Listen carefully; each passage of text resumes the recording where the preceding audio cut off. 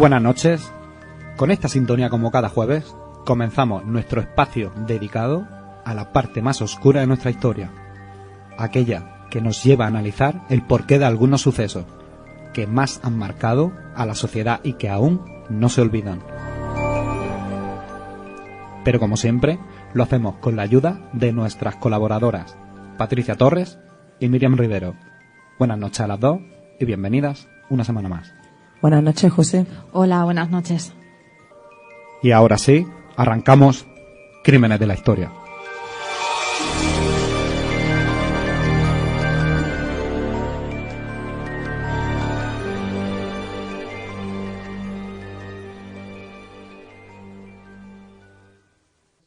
Crímenes de la Historia.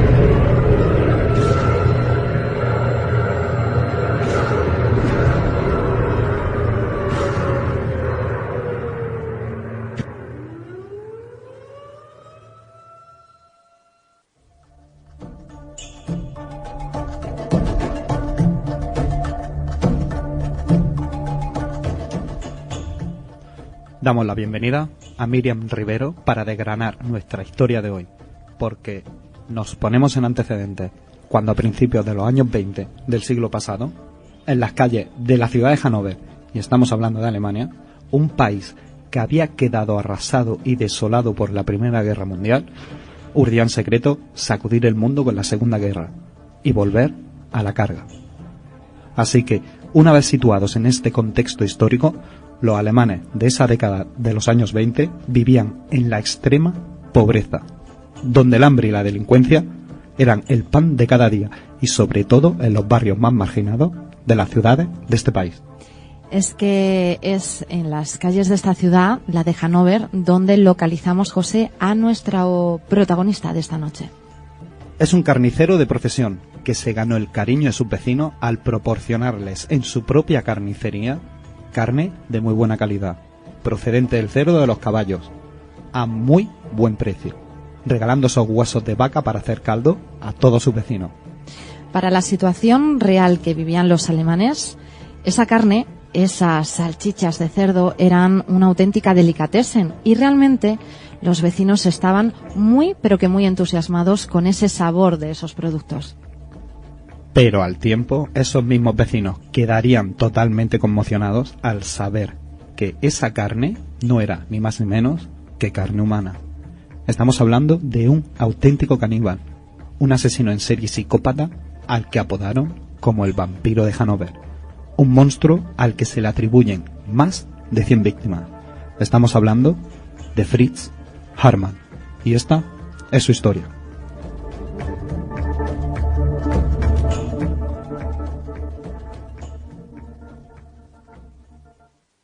Fue siempre consentido y sobreprotegido por su madre, por lo cual desarrolló un carácter dominado por los caprichos. Impulsivo, Haarmann se enseñó desde pequeño a obtener, por las buenas o por las malas, todo lo que deseaba.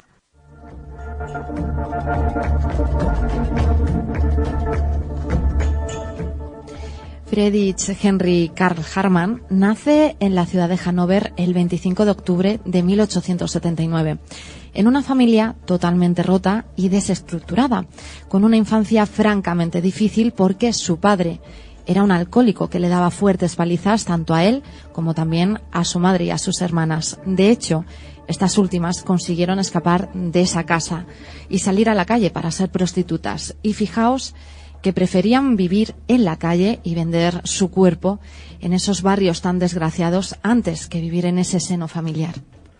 Y vaya calvario que tuvo que pasar nuestro protagonista, porque para el joven Fritz todo fue totalmente diferente. Y tanto que lo fue porque no tuvo posibilidad de estudiar, su madre de pequeño le vestía de niña, y eso era algo que a su padre le repugnaba y por el cual Fritz recibía brutales palizas. Padre e hijo se odiaban mutuamente, y cuando Fritz creció, cada vez que discutían, el intercambio de golpes entre ambos era tremendo. Desarrolló, además, un amor enfermizo hacia su madre, como declararía años después ante la policía. Fantaseaba sexualmente con ella. Pero además, desde temprana edad, demostró inclinaciones homosexuales. Su madre, en su afán de protegerlo, le daba juguetes con los cuales no pudiera desarrollar instintos agresivos. Habitualmente jugaba con muñecas y esta actitud enfurecía a su padre, quien lo azotaba despiadadamente. A los 16 años, su padre lo envió a estudiar al colegio militar. Esto provocó en el atildado Fritz una ira eterna hacia su padre.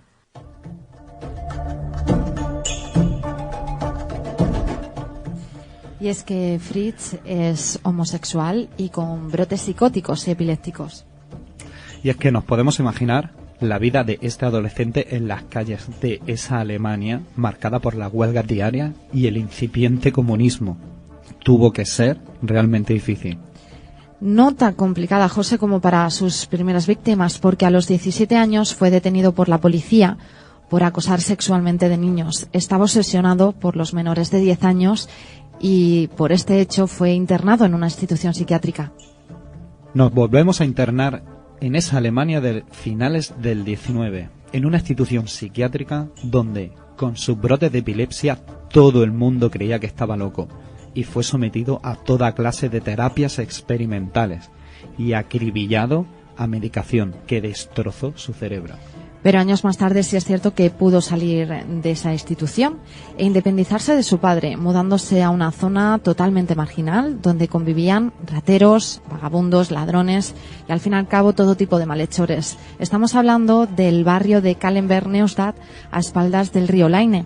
Pero no lo haría solo, sino con su amante Hans Granz, que es su gran compañero en las venideras compulsiones sexuales y macabros asesinatos que la pareja llevaría a cabo en esa guardilla a la que se habían mudado. Como hemos comentado, Fritz era un carnicero de profesión, pero hay que decir que malvivía en aquella época y se convierte, por así decirlo, como en un espía de los bajos fondos de la policía alemana. Era un chivato, un delator que se adentraba en esos suburbios sociales y sacaba todo tipo de información valiosa para la policía. De hecho, este organismo público es quien, en agradecimiento a sus servicios, le regala una placa. Podemos ver a Fritz con una placa de la policía. Esto sería la perdición para esos niños huérfanos que se hacinaban en la estación ferroviaria. Vagabundos y errantes muertos de hambre, que buscan cualquier tipo de salida a la que aferrarse a la desesperada. Este era el mundo en el que se movía Fritz. Este era el mundo del que se aprovechó nuestro protagonista, ofreciendo a esa parte de la sociedad considerada como auténticos despojos humanos una salida, una alternativa de vida, mostrándoles un sueño al que ellos sin duda se cogían con toda su fuerza y no dudaban en acompañar a Fritz a esa guardilla, donde sin duda alguna les esperaba lo peor. Y es en 1919, a la edad de 40 años, cuando Fritz comete su primer asesinato y de esta forma da comienzo esa ola de crímenes en serie. Conoció a Hans Granz, un homosexual pedófilo de apenas 20 años que lo secundaba en todas sus actividades. Entablaron una relación amorosa y Harm se enamoró profundamente del joven. Entre los dos comenzaron a unificar el negocio con la realización de sus fantasías. Harm iba a la estación de tren, donde elegiría a los jóvenes que llegaban a Hannover en busca de trabajo. Casi todos eran inexpertos campesinos o chicos fugados de sus hogares. Harman los seleccionaba por el color de su camisa. Si la camisa de un joven le gustaba, Harman lo abordaba diciendo que era un inspector de policía. Cuando los chicos estaban lo suficientemente asustados, los tranquilizaba mostrando su comprensión y ofreciéndoles un cigarrillo.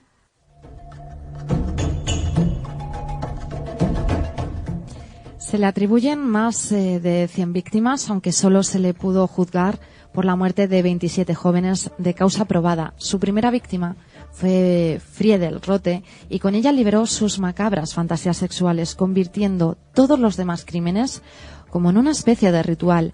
Le sodomizaba sexualmente una y otra vez. Les violaba hasta la extenuación con la ayuda de su amante, de Hank Grants, y después les cortaba la garganta de un bocado en la nuez, donde Fritz bebía la sangre que emanaba de sus cuellos como si fuera un vampiro sediento. Un despiadado sádico sexual que hizo una carnicería, y nunca mejor dicho, de esos cuerpos de los niños que raptaba de entre 9 y 13 años, niños que desaparecían y por los cuales no se volvió a preguntar.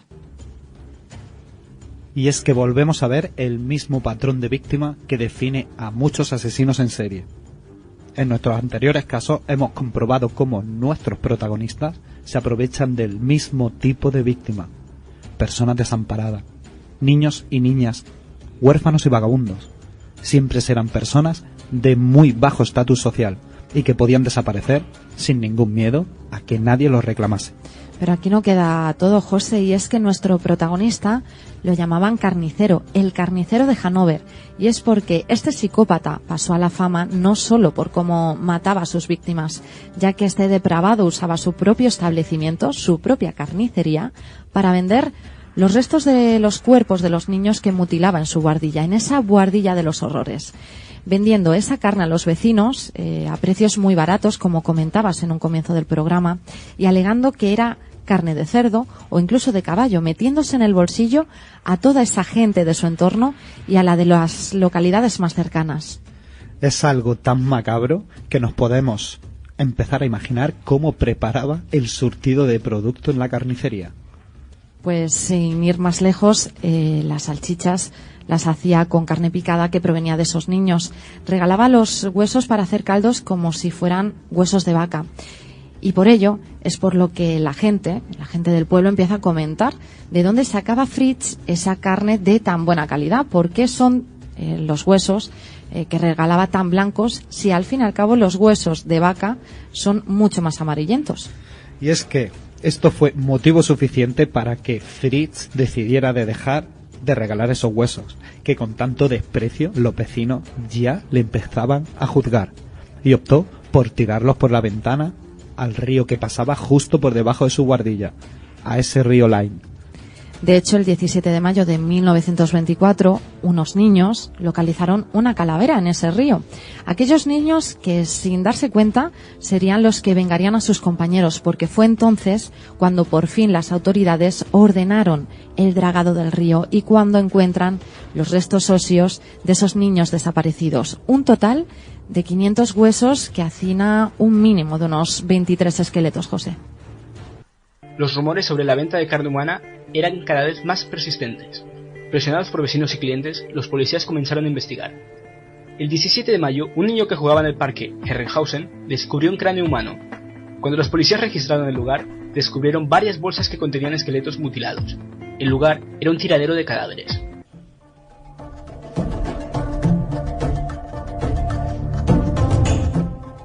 El cerco se iba estrechando alrededor de Fritz, y el 22 de junio de 1924 fue detenido y admitió haber matado y comido a más de 40 niños. Durante el juicio, Fritz Hartmann intentó eludir la pena capital haciéndose pasar por un trastornado y un loco que decía escuchar voces en su cabeza y que alguien se apoderaba de su cuerpo para cometer esos actos tan perversos porque él realmente no quería hacerlo. El 15 de abril de 1925 fue decapitado por orden del juez. Su última voluntad fue que se escribiera en su lápida: aquí yace el exterminador.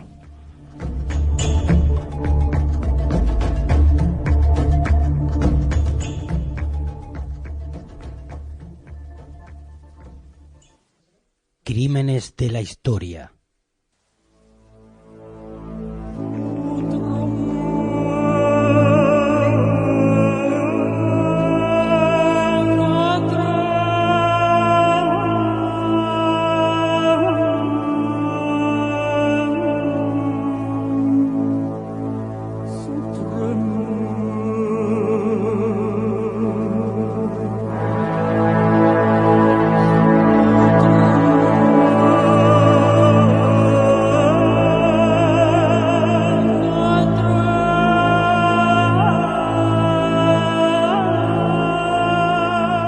Y ahora sí, llegamos a nuestro espacio donde enmarcamos los crímenes nacionales que más están impactando y que siguen haciéndolo en nuestras mentes, en nuestra historia, y que a día de hoy siguen siendo estudiados y, por tanto, desde Crímenes de la Historia, son noticias. Patricia, ¿hacia dónde nos vamos esta noche?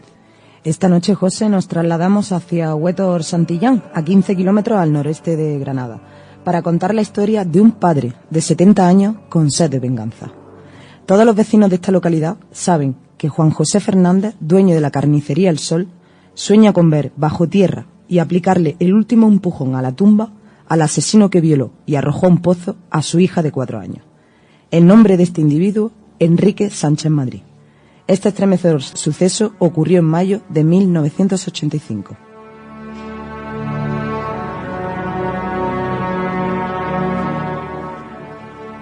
Han pasado 34 años de este suceso, pero han vuelto a ser noticia parte de los protagonistas de la historia hace muy poco. ¿Por qué? Porque justo en abril del año pasado, Juan José, que iba caminando por el centro de Granada, se encontró a Enrique Sánchez, el que fue el autor del asesinato de su hija hace ya 34 años, y sin pensarlo, le acuchilló. Pero a ver, pongámonos en antecedentes.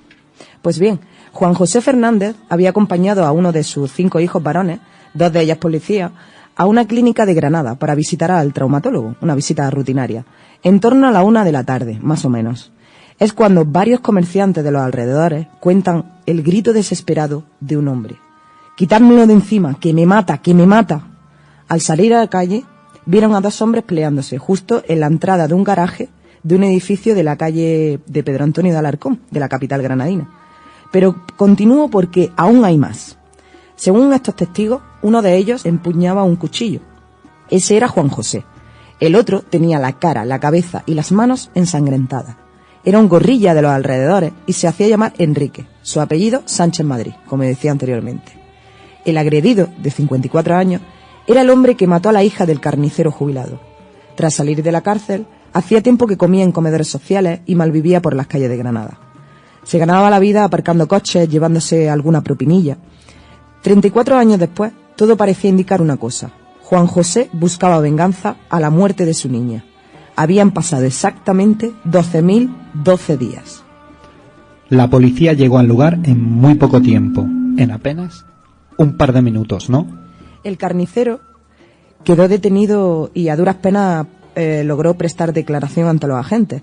Al día siguiente quedó en libertad con cargo y una ambulancia trasladó al asesino de su hija, a Enrique, a un hospital de la ciudad donde le trataron esas heridas. Presentaba diversos cortes, tanto en manos, rostro, cabeza. Pero para algunos, lo que parece evidente es que fue una mera casualidad. Exacto, José, porque según explica Francisco Mellado, abogado de Juan José Fernández, la pelea entre su defendido y el hombre que mató a su hija no estuvo motivada por la supuesta sed de venganza de la que se habla de este carnicero ya jubilado. Juan José tiene mala salud. Estamos hablando de un hombre que ha sufrido 3 ictus, una angina de pecho, apenas ve de un ojo y para colmo padece catarata en el otro ojo. Según el relato de su letrado, el padre de Anabel contó que el encuentro fue casual. Su hijo le dijo que saliera de la clínica y que lo esperase en el coche, aunque en un primer momento explicó que estaba pagando el ticket de la zona azul y tal, y que en un instante determinado un hombre al que no llegó a identificar claramente se acercó a él pidiéndole dinero. Ante la insistencia de este gorrilla, que según Juan José empuñaba ya un cuchillo en la mano, el hombre pensó que lo que quería era robarle y se enzarzaron en una pelea.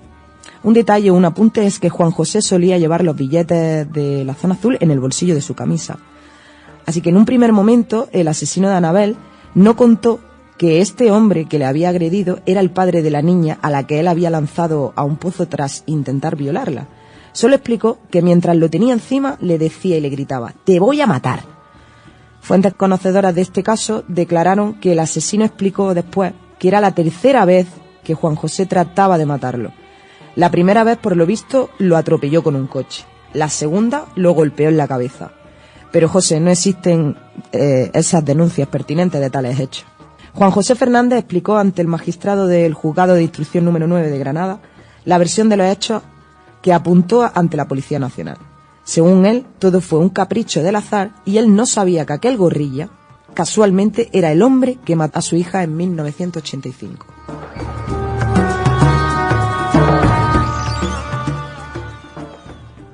Pero a ver, ¿es posible olvidar la cara del asesino de una hija, pese a que haya pasado más de 3 décadas? Y cuando este es primo hermano de tu mujer, y por tanto una persona que uno ha visto antes en multitud de ocasiones. Aún así, tenemos más datos que fueron relevantes en este suceso, ocurrido muy recientemente. Justo el 8 de mayo de 2018 se citaba a un testigo presencial de los hechos. Se trata de una persona que estaba en el interior de la clínica en la que esperaba ser tratado el hijo del carnicero, y su declaración resultó clave para saber el rumbo que tomaría la causa judicial, y si a Juan José Fernández se lo juzgaría por un delito de lesiones o por homicidio en grado de tentativa. Por otro lado, una mujer testificó haber visto a Enrique Sánchez hiriéndose a sí mismo con ese cuchillo, para que cuando llegase la policía atestiguar lo dicho anteriormente. Este testimonio resultaría esencial para la defensa del carnicero de Granada. De todas formas, luego continuamos, porque nuestra historia de hoy tiene muchas ramificaciones. Pero volviendo al crimen de la pequeña Anabel, sí me gustaría que nos adentráramos en cómo consiguió Enrique engatusar a esa pequeña. Pues bien, José, te pongo en antecedentes. Era sobre las 8:30 de la tarde del viernes del 24 de mayo de 1985, cuando la pequeña Anabel, una niña de 4 años que padecía estrabismo, entró a una tienda de comestibles que había cerca de su casa. Compró un paquete de gusanitos y fue atendida por Carmen, a la que la pequeña pues le pagó 5 pesetas, que es lo que costaba la bolsa de gusanitos. Sin saberlo, Carmen fue la última persona, más allá de su asesino, que vio viva a Anabel. Hoy la mujer tiene 92 años, sigue viviendo en Huétor Santillán y recuerda con gran tristeza aquel pasaje de su vida.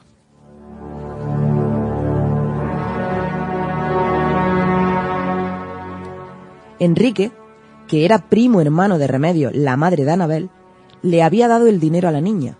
Esa fue su manera de hacerla salir de la casa y de que le acompañase hasta una vivienda colindante a su vivienda propia o de la familia y que usaban para guardar animales. Una vez allí intentó violarla. La niña, según cuentan las crónicas de aquel tiempo, forcejeó y evitó que el primo hermano de su madre la forzara a mantener sexo. En un instante determinado y de desesperación, Enrique le pega un golpe y Anabel cae al suelo. O se dio un golpe en la cabeza, no se sabe con seguridad. El caso es que la chiquilla quedó inconsciente.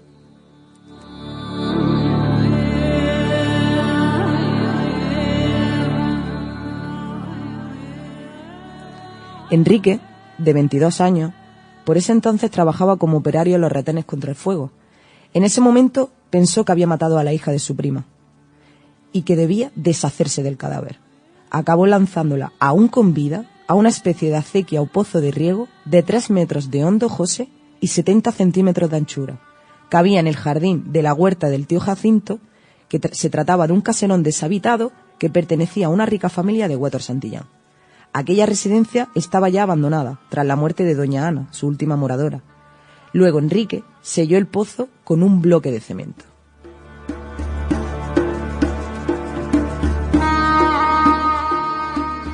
Dos días después, en la madrugada del domingo 26 de mayo de 1985, la Guardia Civil encontró el cadáver de Anabel.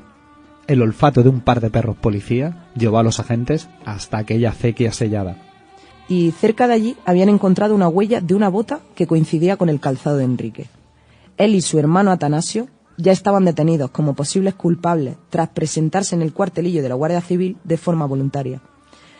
Tras realizarse la autopsia, se dictaminó que la niña cayó con vida al interior del pozo y que se asfixió al tragar el fango, dado el fango que encontraron en sus pulmones y su estómago.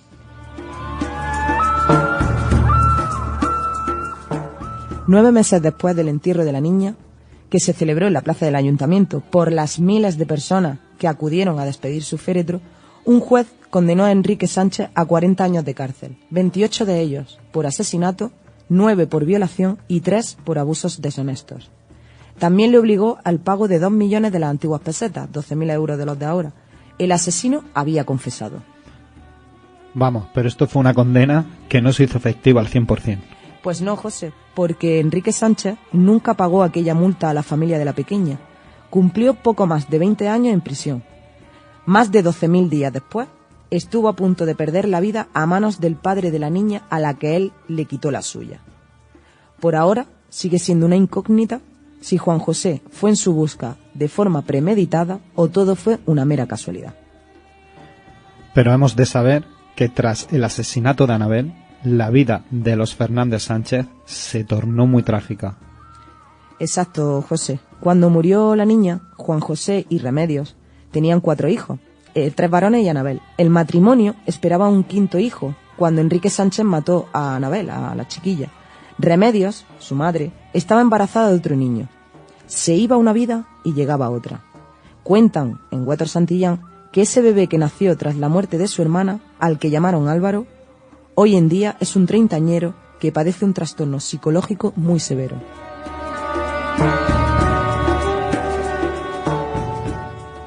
Y es que, José, la familia de Anabel nunca olvidará 2 fechas claves.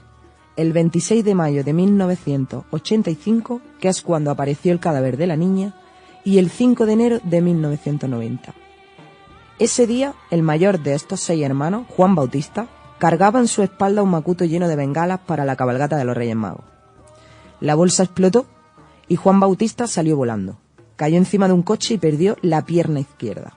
Otras 29 personas resultaron muy heridas, entre ellas muchos eran niños. En ese momento, como si el pasado volviera a repetirse, Remedios estaba de nuevo embarazada de su 6º hijo, también varón. En 1994 se juzgó al por entonces alcalde de Huétor Santillán y al concejal de Cultura del municipio, que se enfrentaban a una petición de 300 millones de las antiguas pesetas por daños y secuelas. El caso se fue dilatando en el tiempo, recurso tras recurso, para evitar que el ayuntamiento tuviera que indemnizar a este chico. En 2011, por fin, 21 años después, Juan Bautista recibe 360.000 euros de indemnización.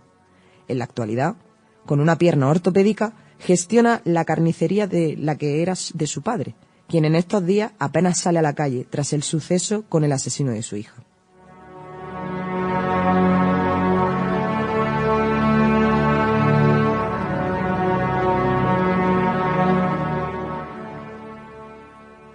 Vaya una historia oscura y con tanta tragedia para esta familia.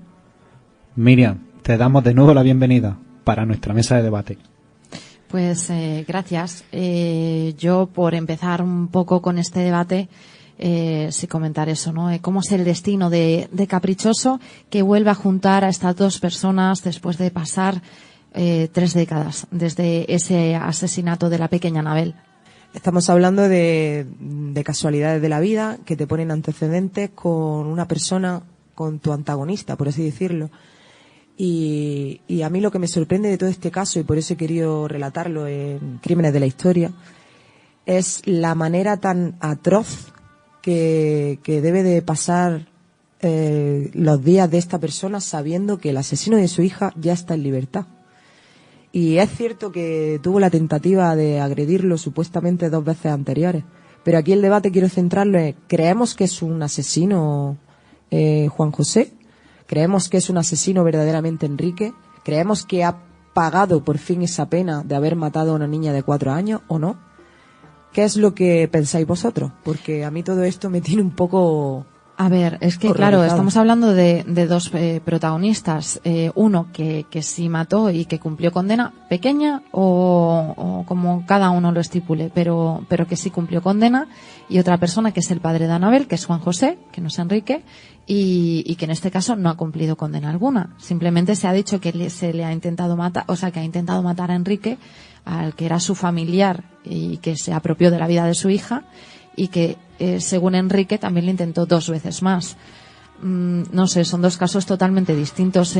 Por la parte de Enrique yo le veo una personalidad mucho más fría, el cómo calcula el hecho de, una vez la niña se golpea contra el suelo, que no se sabe si es él o es la niña la que se cae justamente, pero sí cómo calcula el cómo esconder el cuerpo. Esa reacción, ¿no? Exactamente. No va directamente a la policía, sí, luego ya quizá por miedo, pues ya sí testifica que ha sido él el asesino, pero de primeras sí piensa en cómo salvarse, ¿no? Sin embargo, Juan José, estamos hablando de que era un hombre normal, conocido en el pueblo, con su carnicería, una familia, pues al fin y al cabo trabajadora, que en este caso le arrebatan la vida de su pequeña de 4 años, que se da cuenta de quién es, que es un familiar, que encima duele más cuando es alguien conocido que has metido en tu casa, Y bueno, pues si es cierto que ha intentado 3 veces matar a Enrique, pues en este caso estamos hablando de también otra forma distinta. Nunca ha llegado a conseguirlo. Y tampoco se sabe si realmente las 2 veces anteriores, porque no hay denuncia, finalmente se hizo. Exacto, ahí es donde yo quiero enfatizar un poco la vía de este debate, ¿no? Porque todo el mundo, si se puede, vamos, si os metéis en internet y buscáis este caso, lo primero que vais a encontrar es el carnicero de Granada. Entonces tú ya, en antecedentes, tú te crees que te van a contar la historia de un hombre que es carnicero y que ha matado. No, lo que te cuentan es la supuesta sed de venganza de este carnicero hacia el asesino de su hija. Quizá el dolor, ¿no? El dolor de un padre que intenta vengar a su hija. Que es familiar. Pero yo lo que pregunto es, ¿verdaderamente quiso matarlo? Porque si yo me pongo en la piel de ese hombre y es verdad que han matado a mi hija y para colmo un familiar mío, yo me lo cargo a la primera. No lo atropello, luego lo golpeo y luego con los años lo acuchillo, no sé, no me parece mucha casualidad. Lo que tenemos que tener claro es que en este caso hay 2 víctimas. La primera víctima es Anabel, la segunda víctima es la familia de Anabel. Tenemos un criminal que ha pagado, bajo mi punto de vista, ha pagado con muy pocos años de cárcel, pero la justicia en este país está como está. Nadie pasa más de 20 o 22 años en la cárcel, haga el crimen que haga. Y luego tenemos a este supuesto padre que, según podemos ver, es un hombre, es un buenazo, porque por mucho que haya intentado, vosotros poneros en su tesitura la cantidad de años que lleva soportando que hayan matado a su hija, que en su misma ciudad, cerca de su casa, siga viviendo este hombre que cometió ese terrible acto contra su hija, es que es para volverse loco y es como para intentar una y otra vez ir a matarlo. Pero nos acabamos de dar cuenta que este hombre es buen hombre, porque al final no ha conseguido matarlo. No sé, yo es que incluso he llegado a pensar que no ha querido matarle, porque una persona cuando quiere matar a alguien, hablamos de crímenes en este programa y cuando se ha querido matar a alguien se consigue. Y en este caso no ha sido así. Y hay algo que le estoy dando vueltas desde que estabais comentando todo este caso del carnicero de Granada, y es el hecho de que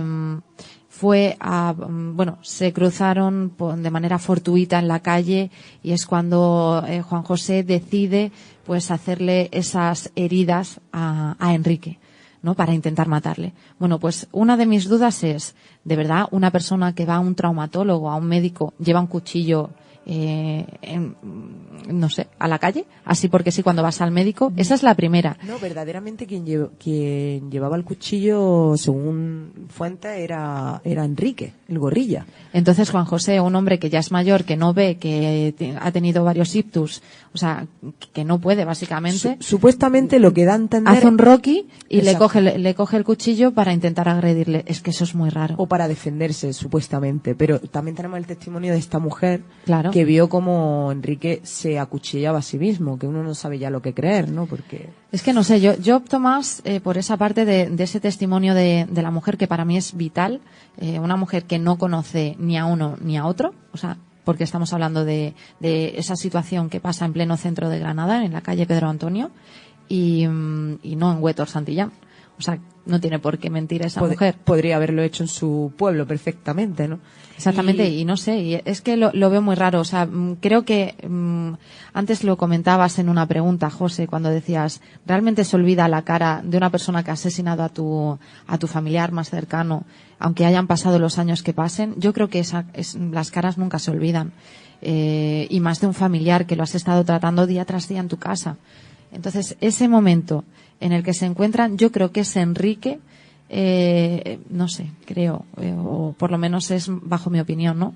El que directamente, a lo mejor, sí, Juan José le increpa ante... Como que lo provoca, ¿no? Sí, a lo mejor le provoca o le llama asesino o algo de eso, y en este caso Enrique es el que, pues en ese forcejeo que puedan llegar a hacer, que no digo que no exista ese forcejeo y que no lo provoque Juan José, pero sí sea Enrique el que aproveche que es más joven, pues para hacerse esas lesiones, ¿no? Autolesionarse. A mí un apunte que me gustaría señalar también, hay varias entrevistas a los familiares más directos de Enrique, como es su hermano, que fue quien lo acompañó hacia la comisaría para relatar lo que había hecho, y era uno de los principales sospechosos también.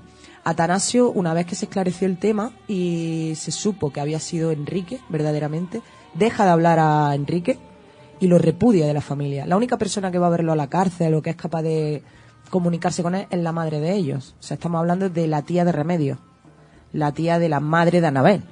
Es la única de toda la familia que se acerca a Enrique, pues Bueno, porque es su hijo y tal. Eso es, al fin y al cabo es su hijo. Entonces yo os pregunto a vosotros, ¿os imagináis que alguien de vuestra familia mate a vuestra hija? ¿Cómo viviríais con esa pena? ¿Cómo viviríais? ¿Qué sentimiento os produce ese tipo de acto? Porque yo con lo impulsiva que puedo llegar a ser a veces no sé lo que haría. A ver, nosotros siempre intentamos tener nuestros sentimientos y nuestros impulsos bajo control, pero realmente yo creo que no podemos opinar porque jamás nos hemos visto en esa tesitura, no, jamás nos hemos visto en ese compromiso, en esa situación como para decir yo lo mato, porque seguramente el padre de Anabel, en cuanto se enteró de quién había sido, él decía, en cuanto salga de la cárcel, lo mato. Y esas eran sus frases famosas. Esa era su intención, pero realmente con los ataques está claro que todo fue premeditado, que Juan José intentó vengarse, pero no tenía esa sed de venganza suprema y además nos ha quedado claro que no era tan mala persona. Incluso 20 años después ya tus sentimientos, tu sed de venganza se ha aplacado un poco y ahí podemos ver cómo él, pues claro, sigue estando nervioso, sigue estando preocupado al saber que el asesino de su hija está suelto y sigue estando por ahí y que encima de todo es familia suya, pero que al final el tiempo te acaba aplacando y si no eres mala persona, como está claro con nuestro protagonista carnicero de hoy, pues al final no matas a nadie. Sí, yo voy un poco también encaminada hacia la opinión de José, o sea, no sé. Creo que tampoco podemos opinar hasta que no vivamos una situación así. Todos hemos perdido en algún momento de nuestras vidas algún familiar cercano y claro que duele, pero de esa manera, pues hasta que no lo vives no sabes realmente cómo la mente humana puede actuar, porque hay personas que han sido muy tranquilas luego por algún tipo de trauma de cómo se ha perdido esa vida. Hemos visto que ha dado un vuelco. Al fin y al cabo nosotros nos dedicamos desde este programa a analizar, ¿no? las mentes de cada uno. Pero sí pienso, pues yendo un poco hacia esa opinión de José, que Juan José era un hombre pues de su casa, de su familia, de su pueblo, de su vida rutinaria y cotidiana, ¿no? Que de repente le quitan la vida de su hija y obviamente es un familiar al que ha querido y duele y claro, lo primero que te salen son esos instintos de querer quitarle también la vida, ¿no? Que pague ojo por ojo y diente por diente. Pero sí es cierto que muchas veces las personas a lo mejor sí te da por intentar hacer lo mismo que ha hecho la otra persona, pero sin embargo pues al final pues se aplaca o simplemente quieres que la justicia sea quien le dé lo merecido, ¿no? Exacto. Y a lo mejor ese odio o porque a lo mejor sí le ha intentado increpar varias veces por la calle, no a intentar matarle porque si no yo creo que ya lo hubiera hecho, y más siendo del mismo pueblo o estando en Granada que está muy cerca, pero sí por lo menos pues intentar pues darle esa vergüenza, ese castigo mental por haber sido el asesino de su pequeña. Lo que sí está claro es que con este caso podemos ver una gran diferencia muy latente, que es la mente de una persona totalmente fría, que tiene una reacción desde mi punto de vista irracional, como que en vez de llamar a emergencia y aludir que la niña tiene un accidente y se ha golpeado en la cabeza, es que era lo más fácil. Claro, la verdad es que es lo que haría cualquier persona. Lo raro es que reaccionara de esa manera, de coger a la niña, tirarla en una acequia y sellarlo con cemento. Y por otro lado tenemos la reacción de ese padre con sed de venganza que por mucho que diga que quiere matar al asesino de su hija, ha tenido la oportunidad en 3 ocasiones de hacerlo y no lo ha hecho. Aquí podemos ver y analizar claramente la diferencia entre 2 tipos de personas totalmente diferentes. La mente de un asesino y la mente de un hombre que no es asesino. Y aludiendo un poco a este tema que tenemos entre manos, me gustaría hacer un apunte de curiosidad y recomendar un libro estupendo bajo la mano de Vicente Garrido, que se llama La mente criminal, ¿vale? En este libro podemos analizar asesinos famosos en serie, analizar sus características, cómo se desencadenan esos hechos que al final hacen. Es muy recomendable, muy, muy recomendable.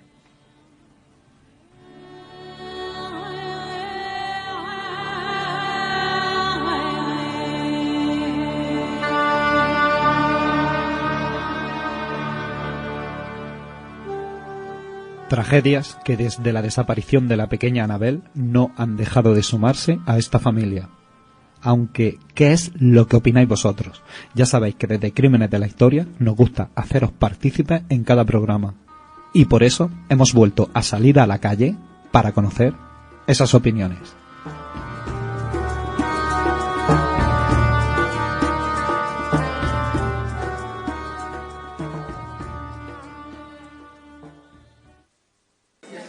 Dan, buenas noches. Buenas. Bueno, me gustaría preguntarte un poco qué opinas acerca de dos personajes que te voy a hablar.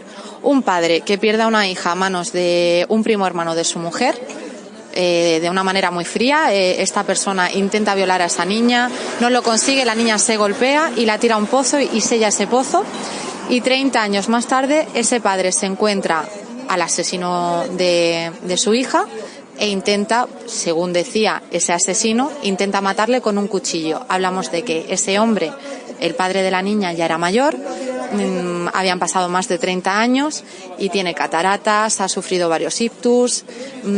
¿Qué opinas de estas dos mentes que se pueden decir que son criminales, aunque uno es más por venganza a su hija, ¿no?, por ese nombre, y el otro que tuvo una cabeza un poco más fría? Hombre, lógicamente una persona... Es que primeramente no me cabe en la cabeza de nunca que una persona, un tío, un familiar o cualquier persona mayor viole a una niña tan pequeña. Eso es lo primero. O sea, es que no me cabe en la cabeza. Es que eso no tiene perdón de Dios. Por mí, como si los condenan a muerte. Entonces, pues la opinión, pues básicamente, si yo fuera el padre directamente, aunque fuera a la cárcel, lo mataría. Me da igual que sea mi hermano, mi primo, pero era mi hija. Entonces, una violación, es que para mí eso no tiene justificación alguna, porque esa cabeza está mal, eso tendría que estar en un psiquiátrico, en la cárcel, en un sitio donde no esté con la sociedad. Claro, entonces en este caso vemos que la mente criminal, por un lado, es la de ese primo hermano, la de Enrique, y sin embargo sí exculpamos más, ¿no?, la parte de ese padre que con el dolor intenta vengar a su hija, aunque nunca lo consigue o nunca llega a finalizarlo. Hacerlo a lo mejor, pero es verdad que... Vamos a ver qué padre o qué madre no mataría por su hijo, y más sabiendo que su propio hermano o cualquier persona de la calle ha matado a su hija, la ha violado y encima la ha metido en un pozo. O sea, hola, y eso no tiene justificación alguna, no sé. Entonces, por un lado, ¿se puede encargar la justicia? Sí, pero es muy lenta, y de aquí a que se encargue puede morir hasta el padre ya sin haberse vengado, ni siquiera verle los ojos a ese tío. Bueno, de hecho, incluso el asesino confeso pasó muy poco tiempo en la cárcel. Tampoco se le impuso una sanción económica que no llegó nunca a producirse, y por eso se encontraron 30 años después en la calle, porque realmente esa persona no había cumplido toda la totalidad, ¿no?, de esa condena. Pues entonces lo que a más favor te estoy diciendo entonces que la justicia aquí ahora mismo está siendo un poco incoherente, que no está... es que no lo veo justo, ¿sabes? Porque, o sea, matas a una persona y yo es que te metía cadena perpetua, entonces directamente entonces con ese motivo de que esa persona no haya cumplido esa condena, directamente entonces con más razón lo buscaría y es que me lo cargaría. Pues muchísimas gracias, Dan. Nada, a ti. Roberto Durán, dueño del bar La Lola, buenas noches. Buenas noches. Bueno, mi pregunta va un poco para saber esa opinión sobre el crimen del que estamos hablando hoy en Crímenes de la Historia, el suceso que pasó en la calle Pedro Antonio de Alarcón cuando Juan José se encontró al que fue el asesino de su hija, ese primo hermano de la mujer de Juan José, que era Enrique. ¿Qué opinas acerca de ese caso donde supuestamente hubo 3 intentos por parte de ese padre para vengar a su hija? Pues, hombre, yo creo que es un poco casualidad, ¿no?, que fueran a encontrarse precisamente aquí en Pedro Antonio. Pero, claro, tampoco me ha quedado muy claro quién fue el que agredió directamente a quién, ¿no? Si claro, eso es el tema, ¿no? Quizá también el que nosotros vamos barajando. Porque después de más de 30 años que se encuentren en una calle tan céntrica de Granada y donde también estamos hablando que hubo un cuchillo de por medio. Ese cuchillo lo tenía Enrique, que era el que había asesinado a la hija del padre de Anabel. El padre de Anabel también es un hombre que es mayor, que tiene cataratas, que ha sufrido varios ictus. Entonces hubo un testigo, para ponerte más en antecedentes, que comentó que fue Enrique el que se autolesionó, el que se hizo esas heridas, esos cortes en la cara, en las manos, en los brazos. Hombre, pues tampoco me parece nada extraño, la verdad. Un hombre tan mayor no creo yo que vaya a caso hecho a buscar... Que es normal también que un padre quiera vengar a su hija, ¿no? Que quiera tomar represalias contra la persona que ha asesinado a su hijo. Pues yo creo que un hombre ya tan mayor que fuera a hacer eso a caso hecho me resulta bastante extraño. Quizá también el otro hombre se encontrara por casualidad con este hombre, con el padre de la niña, y él quisiera autolesionarse para salvarse un poco, ¿no? Las espaldas. Claro, y si hay un testigo que lo confirma, pues la verdad es que no me resulta nada extraño. Ahora, lo que sí me gustaría saber es precisamente esa opinión. El que consideramos el asesino, ¿no? Esa mente fría, es Enrique, ese que intenta violar a la niña, que finalmente no lo consigue porque la niña se da un golpe, pero sí tiene esa mente fría de coger y tirarla a un pozo, de sellar ese pozo con cemento. O bien Juan José, que intenta vengar supuestamente en varias ocasiones a su niña, matando a Enrique, pero que finalmente no lo hace nunca. Entonces, ¿cuál es esa opinión que tú tienes al ver pues esa diferencia, ¿no? de dos personas que intentan cometer un crimen, una sí lo consigue, la otra no, pero realmente vemos dos diferencias, ¿no? Yo la verdad es que lo veo un poco raro, porque si es verdad que el padre de la niña intentó tomar venganza por su mano con este chico en varias ocasiones, me resulta un poco extraño que luego y que el supuesto asesino vaya a acercarse a este hombre en una calle tan céntrica de Granada. Entonces yo creo que posiblemente fuera un encuentro por casualidad, que el hombre, el asesino supuesto, se asustara y que para intentar evitar un mal mayor pues se autolesionara intentando llamar la atención de la gente o lo que fuera. Porque, no sé, lo veo muy raro. Veo muy raro que si a ti han intentado asesinarte 2 veces, tú vayas ahora en busca de una tercera, ¿no? De una tercera. No sí, sé, un poco raro, no sé, ya que estamos hablando así de opiniones, ¿no?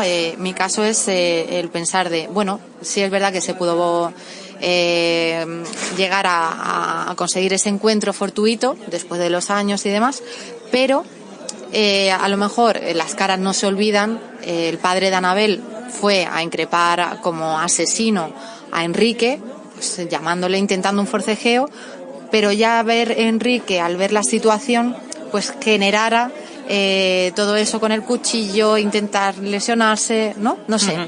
Sí, pues sabemos que yo creo que lo mismo incluso, no sé, se asustó, se sintió que podía el padre volver a tomar represalias contra él y eso, y por llamar un poco la atención, incluso por intentar incriminar al padre en un delito de lesiones o algo, por alejarlo de él, ¿no? Por tenerlo un poco, si ya lo ha perseguido, para que pagara también un poco lo que había hecho contra él.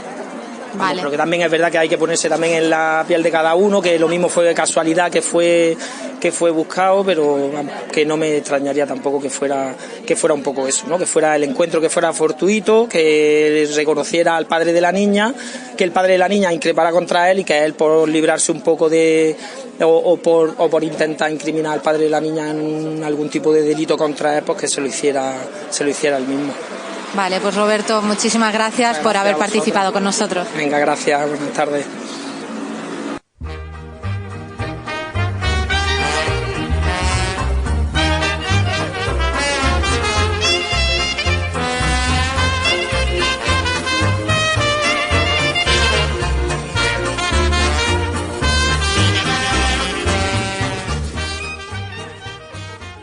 Y hasta aquí nuestro programa de hoy. Volvemos la semana que viene, como cada jueves, a partir de las 10 de la noche. Pero recordaros también que nos podéis escuchar a través de la aplicación iVoox, donde encontraréis cada una de nuestras historias criminales.